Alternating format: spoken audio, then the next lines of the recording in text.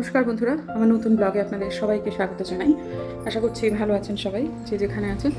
আমরাও শিলিগুড়ি শহরে শারীরিকভাবে ভালো আছি, মানসিকভাবে খুব একটা সুবিধায় নেই, তবে টেনশনে আছি অবশ্যই। আজকে আমার মেয়ের উচ্চ মাধ্যমিক পরীক্ষা, কেমিস্ট্রি পরীক্ষা, সেই জন্য এখন আমরা স্ট্যান্ডে যাচ্ছি। তো ভাগ্যিস বাইরে বেরোলাম আপনাদের সাথে কথা বলতে এসে, কারণ হাওয়াটা যে কী পরিমাণ সেটা ফিল করছি। সোয়েটার পরেও আবার খুলে রাখলাম, মনে হচ্ছিলো যে না দরকার নেই, কিন্তু এখন বুঝতে পারছি না, সোয়েটার না পরে যাওয়া যাবে না। চটপট করে সোয়েটারটা পরে নিই, সমস্ত কাজ মিটে গেছে, জাস্ট বেরোবো। এখন বাজে হচ্ছে 8:34, এখনই বেরোবো। তার আগে জাস্ট সোয়েটারটা পরে তবে বেরোই। আমার সমস্ত খাওয়া দাওয়া সব কিছু হয়ে গেছে, এরপরে শুধু ব্যাগটা নিয়ে বেরোনোটাই হচ্ছে কাজ। বাপরে, নিজেদের উচ্চ মাধ্যমিকে যে মা বাবার কি মনের অবস্থা হয়েছিল এখন কিছুটা হলেও বুঝতে পারি। অন্যদিন আমি নাকি লেট করি, আজকে আমি আমার বরকে পিছনে ফেলে দিয়েছি। তারাবাগ এসে আজকে আমার পরে এসেছে। অবশ্য ঠিক লেট হতো না ওর, ইনফ্যাক্ট লেট হয়নি, কিন্তু তবুও আমি একটু আগে ভাগে ঢুকে যেতে পারলাম একটাই কারণে, যে আমার শ্বশুরমশাইকে আমার হাজব্যান্ড অ্যাটেন্ড করছিল। তো যাই হোক, তারপর বেরিয়ে গেলাম। আসলে এত তাড়াতাড়ি বেরোনোর কারণ এখন 8:30 বাজে। 10:30 থেকে তো পরীক্ষা শুরু হয়, কিন্তু 10টার মধ্যে ঢুকে পড়তে হয় সেন্টারের ভেতর, মানে একেবারে বন্ধ করে দেয় দরজাটা, তারপর আর ঢুকতে দেয় না। প্রথম দিন একটু দিয়েছিল, কিন্তু তারপর খুব অসুবিধে করে। কিন্তু আমাদের বাড়ি থেকে দূরত্বটা অনেক সেন্টারের, আর এটা হচ্ছে শিলিগুড়ি জাংশন স্টেশনের কাছের রাস্তাটা। সেখানে অহরাত্র দিন এরকম জ্যাম থাকে। আর দার্জিলিং মোড় বলে একটা মোড় আছে, যেখানে কিনা রাস্তা তৈরি হচ্ছে, সেই জন্য সেই জ্যামটা এত বেশি হচ্ছে, মানে রাস্তা ন্যারো হয়ে গেছে, মানে একদিক করে গাড়ি পাস করাচ্ছে। তারপর যখন এই দার্জিলিং মোড়ের রাস্তাটা পুরোপুরি কমপ্লিট হয়ে যাবে, তখন এই সমস্যাটা হবে না। কিন্তু তবুও এত সকালবেলাতে বেরিয়েও আমাদের আজকে যে পরিমাণ জ্যাম হয়েছে, তো কি বলবো। যাই হোক, তবে সেটা পেরিয়ে যাওয়ার পর একেবারে রাস্তা জুড়ে শুধুমাত্র পলাশ ফুল আর পলাশ ফুল। এটা না টুপুরের স্কুলের জাস্ট একটু আগে, মানে টুপুর যে স্কুলে পড়তো ডিপিএস। তো এই যে ঘাড় ঘুরি দেখছে মেয়েটা আমার, নিজের যে স্কুলে একেবারে নার্সারি থেকে ক্লাস 12 পর্যন্ত পড়েছে, মানে রামচন্দ্রের 14 বছরের বনবাস, টুপুরের বনবাস না আনন্দবাস ছিল এই স্কুলটা। যাই হোক, এই যে পেরিয়ে গেল, আমারও মনটা একটু কেমন খারাপ করে মাঝে মধ্যে, কিন্তু সময়ের নিয়মে এই তো হেতা হতে যাও পুরাতন। তাই জন্য টুপুর এখন পুরাতন হয়ে গেছে, টুপুর এখন প্রাক্তনী হয়ে যাচ্ছে কিছুদিনের মধ্যে। আর রাস্তা জুড়ে শুধু পলাশ ফুল আর চা বাগান, এত সুন্দর জায়গাটা কি বলবো। কত যে পলাশ ফুল বেরোলো তার কোনো ঠিক নেই।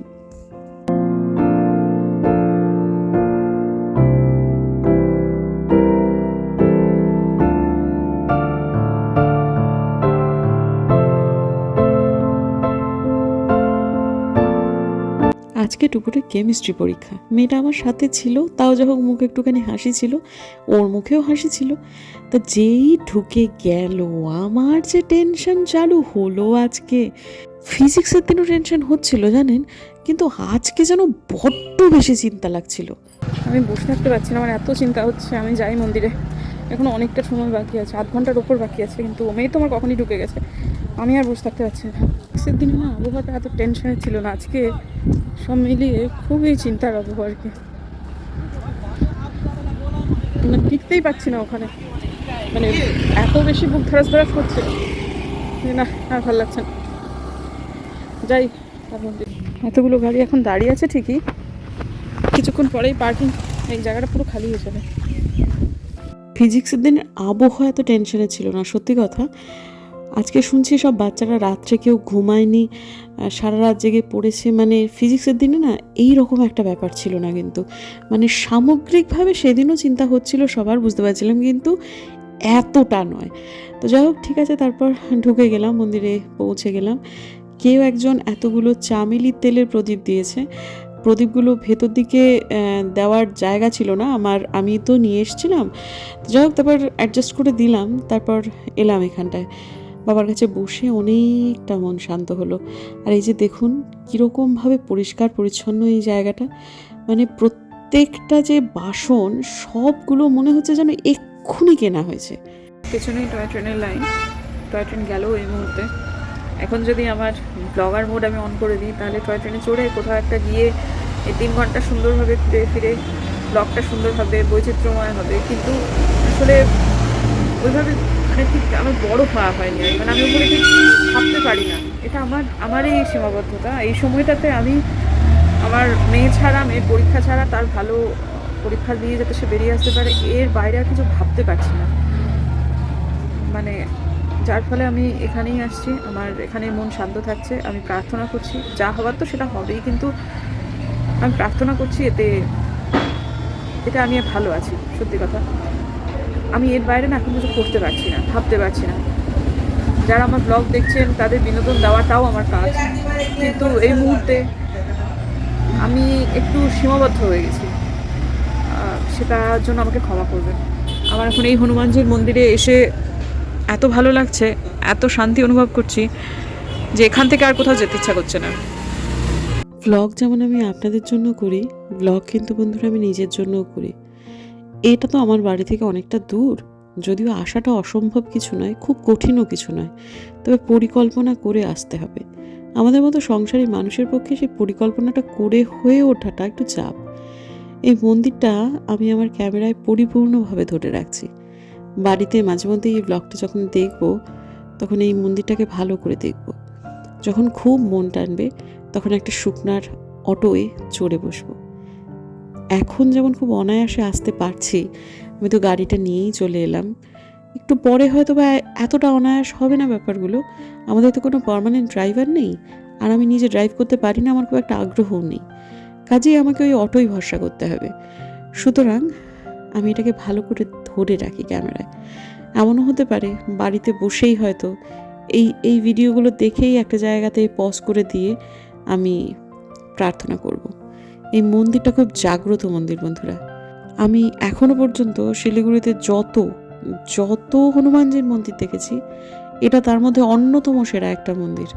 পরিসরে নিতান্ত ছোট, কিন্তু পরিষ্কার পরিচ্ছন্ন, এবং এখানকার ভাইবটা সেটা আপনি যতক্ষণ না পর্যন্ত আসছেন ততক্ষণ পর্যন্ত বুঝতে পারবেন না।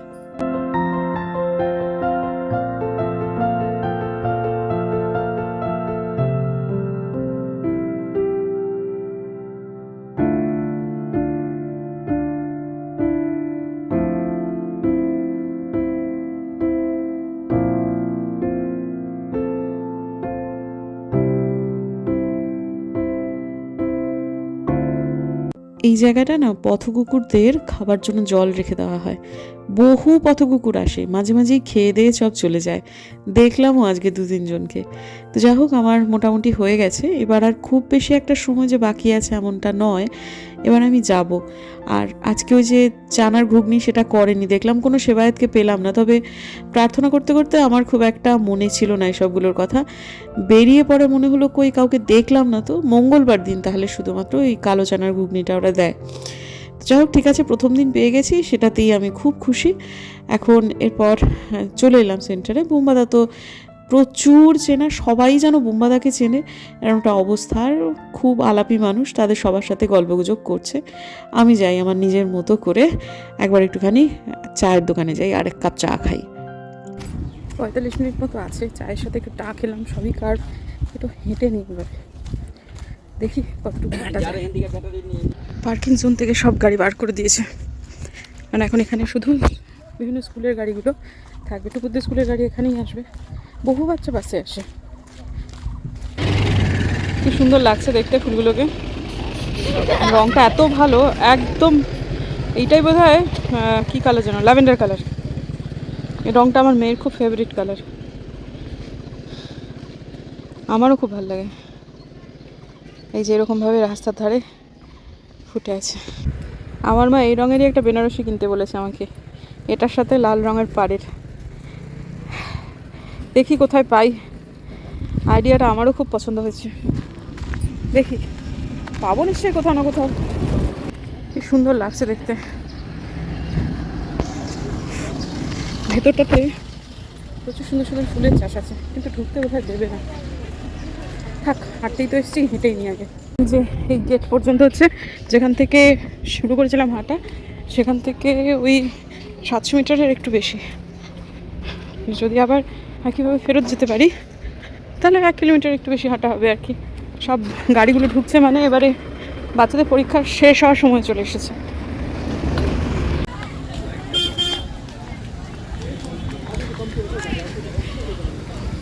চলো। আজকে আমার চোখে বারবার করে এই ল্যাভেন্ডার কালারটাই পড়ছে, আবার এটার ভেতরে আবার লালের কম্বিনেশান আছে, সম্ভবত লালই বোধ হয় ভেতরের যে বৃন্তটা। তো যাই হোক, ঠিক আছে, বা বিন্দুটা, সরি। তো এখন ও যতই ওই কায়দা করুক, এখন আমি ওইসবগুলো খুব একটা গুরুত্ব দেবো না, যা বোঝা যাবে সব রেজাল্টে বোঝা যাবে ভাই। এখন ওই বলবো এক, তারপর হবে আর এক, দরকার নেই, কোনো দরকার নেই। তো যাই হোক, ঠিক আছে। রাস্তা প্রচণ্ড জ্যামে ভর্তি ছিল আজকে, আমাদের বাড়ি পৌঁছতে আজকে 1.5 ঘন্টা লেগেছে। এবং আবার সেই যথারীতি একদিকটা আপনাদের দেখিয়েছিলাম, দ্বিতীয় দিকেও যে প্রচুর পরিমাণে রাস্তার এপিট ওপিট বা এপাশ ওপাশ সব দিকেই পলাশ ফুলের গাছে ভর্তি। তো মেয়ে আমার কিন্তু, আচ্ছা একটা কথা, তার এখানে খুব আহ্লাদ হয়েছে যে সে আমার ঘাড়ে মাথা দিয়ে, মা মাথা চুলকে দাও, এরকম একটা ব্যাপার ছিল তার। তো আমিও চুলকে দিতে দিতে না ভুলে গেছি যে আমার দিকে ক্যামেরাটা এরকম তাক করেই রেখেছি।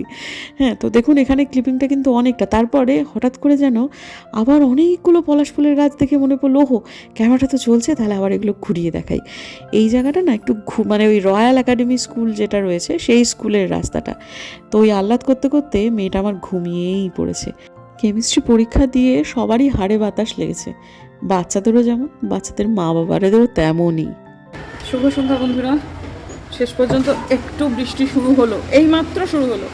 আমি ওপরে এসে এইগুলোকে নিয়ে নিচে যাবো মানে ভাবছিলাম, কখনই দেখছি এরকমভাবে বৃষ্টিটা পড়ছে, যেহেতু টিনের চাল জোরেই শোনা যাচ্ছে। আর আমরা যখন ফিরলাম তার পরপরই ঠিক 2.5 ফোঁটার বৃষ্টি হয়েছে, এটাও তাই 2.5 ফোঁটারই বৃষ্টি হচ্ছে। এই যে বন্ধ হয়ে গেল, মানে ধুলোগুলো তখন দুও দিচ্ছিল বা ওই মজা করছিল। আমরা ছোটোবেলায় হতো না, ধরতে পারলি না করতাম, তখন আমি টুকুরকে বললাম, এখন ধুলোগুলো বলছে আমাদের মারতে পারলি না করে চলে গেল। তা আবার এটা তাই আবার হলো, আবার বোধহয় ধুলোগুলো গান গাওয়া শুরু করলো, আমাদের ধরতে পারলি না। এখন এমন অবস্থা না, বাচ্চাদের যদি জিজ্ঞেস করা যায়, শিশুদের, হ্যাঁ রে বাবু গাছ দেখিয়ে যে গাছের পাতার রং কি, ওরা বলবে সাদা। এত এত ধুলো। চা, আবার বন্ধ হয়ে গেল। হাওয়াটা দিয়েছে 16 আনা, বৃষ্টি হচ্ছে কি হচ্ছে না, হাওয়া দিয়ে সব মেঘ উড়িয়ে নিয়ে চলে যাচ্ছে। বাহ, এইবারে একটা জোরে বৃষ্টি নেমেছে। এতক্ষণ পর্যন্ত বৃষ্টি ছিল না, ছেলে খেলা ছিল। এইবারে একটা কিছু হচ্ছে। কালকে আমার বাগানের গাছগুলো সব সবুজ হয়ে যাবে ভেবেই আনন্দ হচ্ছে।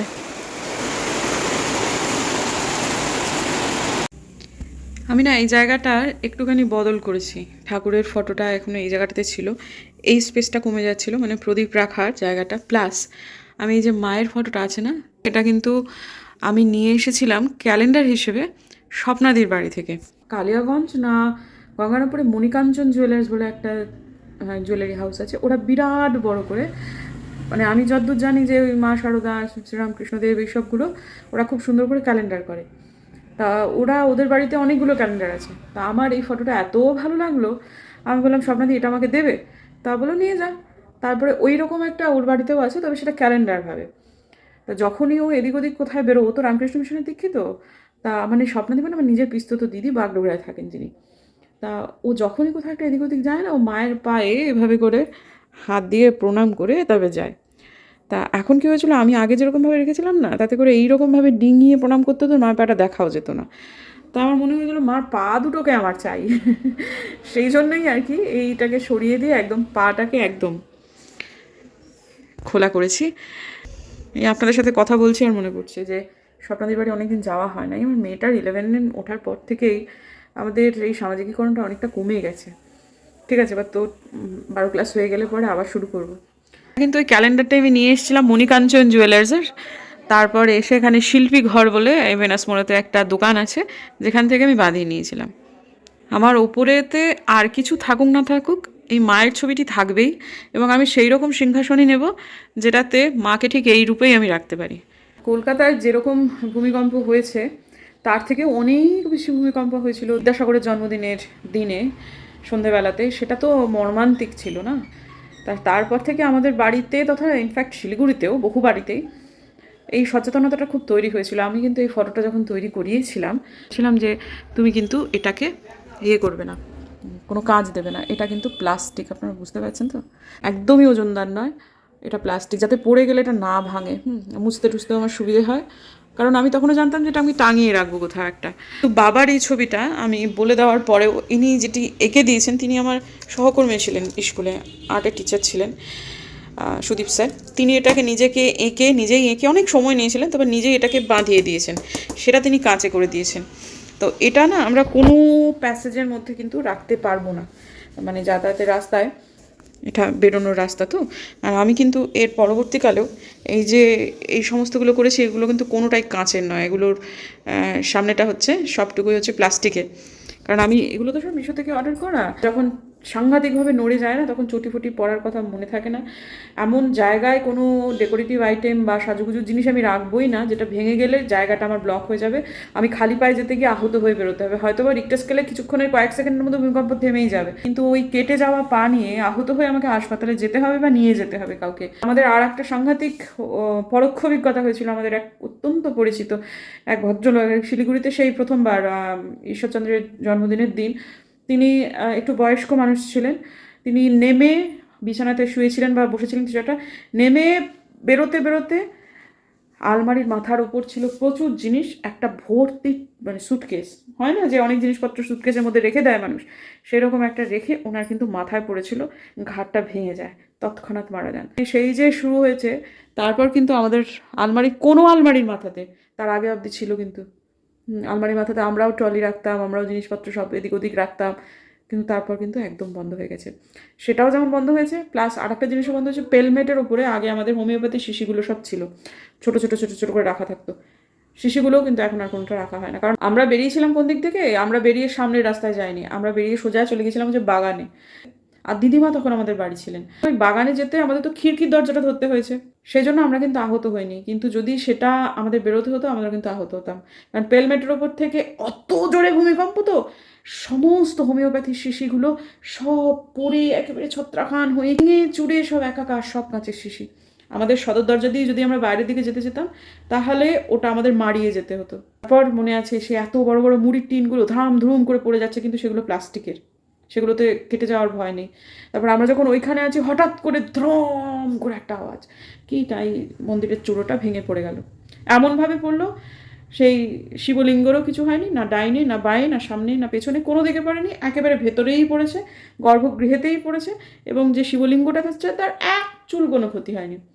এই মন্দিরটা খুব জাগ্রত, আমি এমনি এমনি বলি না, কিন্তু কিছু ব্যাপার আছে, মন্দিরটা খুব একটা পপুলার আছে, কিন্তু যতটাও পপুলার হতে পারতো ততটা হয়নি, সেটারও কারণ আছে বোধহয়। সবাই সাবধানে থাকবেন, আপনাদের ওখানে ভূমিকম্প হয়েছে, কালকে আমাদের শিলিগুড়িতেও তো হয়েছে। আমি তখন রাত্রে শুয়েছি, ভালো করে ঘুম আসছে না, চিন্তা ছিল, তখন রাত্রি 11:30টার সময় আমি টের পেলাম, তার আগের ব্লগে বললাম না আমি টের পাচ্ছি না, কিন্তু টের পেলাম কালকে সারাদিনে নাকি 13-14 বার ভূমিকম্প হয়েছে, কিন্তু আমি প্রথম ওই টের পেলাম হচ্ছে রাত্রি 11:30টার সময়, বেশ জোরে জোরে নড়ছে। হ্যাঁ, তারপরে যে মেয়ে ঘুমোচ্ছে, বড় ঘুমোচ্ছে, কাউকেই আর কিছু বলছি না, কিন্তু আমার আর ঘুম আসছে না টেনশনে, অবশ্য অনেক রাত্রে ঘুমিয়েছি, আবার সকালবেলা উঠে তো ঘোরদৌড় চলছেই। তো এখন আপাতত আমি ওই একটা 15 দিনের ব্রিস্ক ওয়ার্কের চ্যালেঞ্জ নিয়েছি, সেটা আমি এখন করতে যাব। আমার সেই জন্য জুতো পরা, মোজা পরা, নিক্যাপ পরা এইসবগুলো আছে, সেটা তো টানা 25 মিনিট, আধ ঘন্টা করেই আমি করছি। তা সেটা এখন করতে যাব, তার আগে ভাবলাম যে ব্লগটাকে এন্ড করি। যদি আমার ভিডিও ভালো লাগে তাহলে প্লিজ সাবস্ক্রাইব করবেন বন্ধুরা, পাশে নোটিফিকেশন বেলটাকে অন করবেন, যাতে ভিডিও দিলেই নোটিফিকেশন চলে যায় আপনাদের কাছে। দেখা হচ্ছে আগামীকাল, ততক্ষণ